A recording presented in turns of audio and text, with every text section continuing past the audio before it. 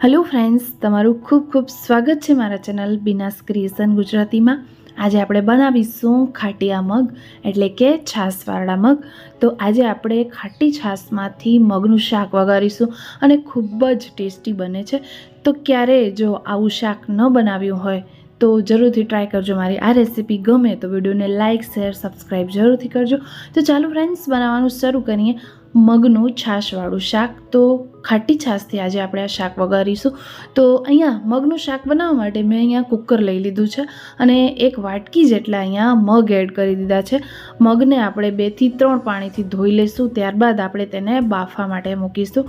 તો અહીંયા મેં 1.5 ગ્લાસ જેટલું પાણી એડ કરી દીધું છે અને 2 થી 3 લીમડાના પાન એડ કરશું। 1 તીખું લીલું મરચું એડ કરી દઈશું। આવી રીતના જો તમે બાફવામાં લીમડો અને મરચું એડ કરશો તો ખૂબ જ સારો એવો ટેસ્ટ આવશે મગના શાકનું। એક વખત ટ્રાય કરી જોજો। 3 વિસલ લગાડી લીધી છે, મગ આપણા બફાઈ ગયા છે।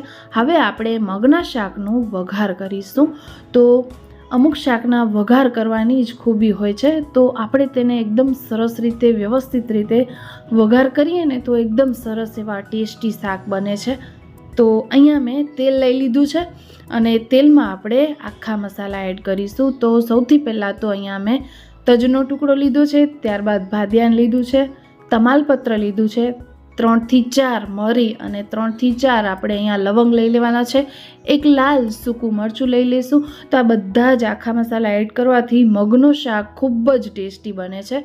ત્યારબાદ આપણે અહીંયા 1 ટીસ્પૂન જેટલું રાઈ અને જીરું એડ કરી દીધું છે। રાઈ જીરું જેવું તતડે એટલે તેનામાં 1/4 ટીસ્પૂન જેટલી હિંગ, ત્યારબાદ એક મોરું મરચું લઈ લીધું છે એ એડ કરી દીધું છે અને સાથે સાથે ડુંગળી એડ કરી દીધી છે। ત્યારબાદ આપણે અહીંયા લસણ એડ કરીશું। તો અદરક લસણને આપણે કૂટી લેવાના છે ખાણની દસ્તામાં। 1 થી 2 મિનિટ માટે આપણે બધું પકવીને ત્યારબાદ ટમેટાં એડ કરીશું। તો અહીંયા મેં 1 નંગ જેટલો ટમેટો એડ કરી દીધો છે અને આ બધી જ સામગ્રીને મિક્સ કરી લઈશું। ત્યારબાદ આપણે અહીંયા સ્વાદ પ્રમાણે બધા જ શાકનું અહીંયા મીઠું એડ કરી દેવાનું છે।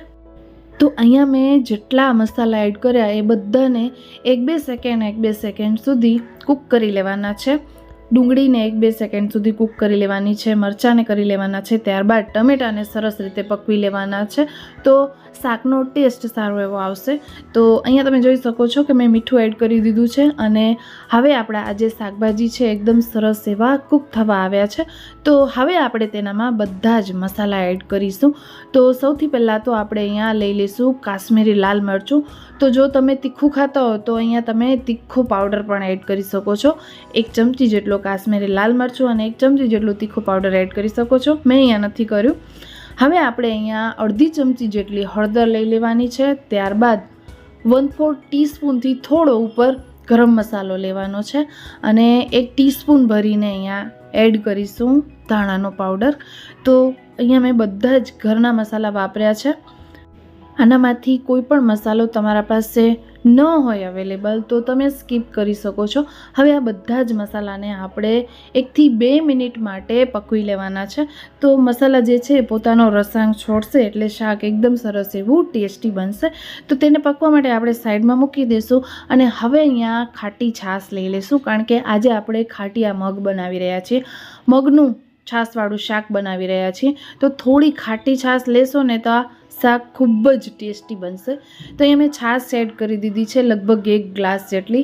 મિક્સ કરી લઈશું મગમાં અને આ છાશવાળા મગ આપણે વઘારમાં એડ કરી દઈશું। ડુંગળી ટમેટાના વઘારમાં એડ કરી દઈશું। ડુંગળી અને ટમેટા આ શાકમાં એડ કરશો તો ખૂબ જ ટેસ્ટી આ શાક બનશે। હવે આપણે ચમચાની મદદથી એકદમ સરસ રીતે શાકને મિક્સ કરી લઈશું અને તેને ઉકળવા માટે છોડી દઈશું। તો બરોબર રીતે પહેલાં મિક્સ કરી લેવાનું છે, પછી જ તેને આપણે ઉકળવા માટે મૂકી દઈશું। તો 1 થી 2 ઇન્ગ્રીડિયન્ટ આપણે અહીંયા લાસ્ટમાં ઉમેરીશું, જેનાથી શાકનો ટેસ્ટ ખૂબ જ સરસ એવો આવશે। તો અહીંયા તમે જોઈ શકો છો ફ્રેન્ડ્સ કે મગ એકદમ સરસ એવા મિક્સ થઈ ગયા છે। તો હવે આપણે અહીંયા મીઠાશ એડ કરીશું। તો મીઠાશ માટે આપણે અહીંયા ખાંડ નથી વાપરવાની, ગોળ એડ કરવાનું છે।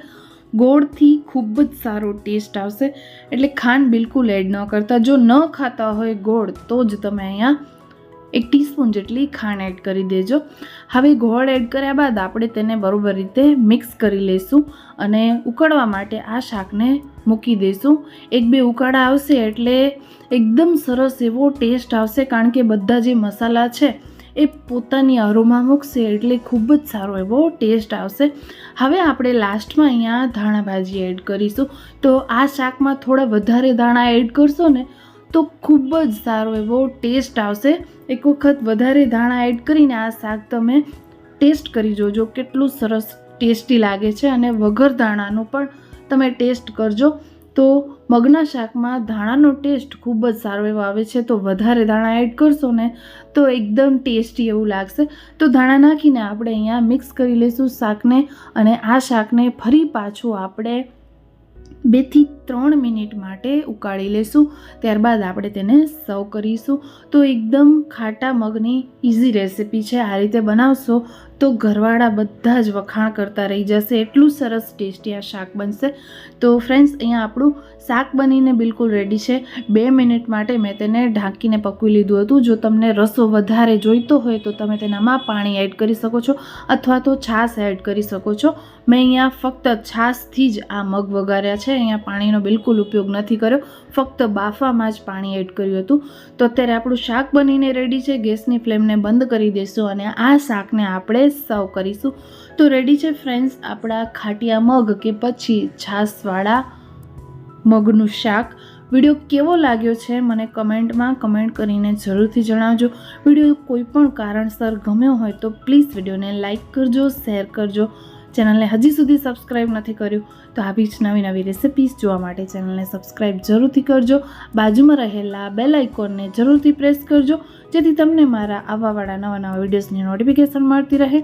આપણે ફરી મળીશું એક નવા વિડીયો સાથે, એક નવી રેસિપી સાથે. ત્યાં સુધી આવજો બધા. જય શ્રી કૃષ્ણ.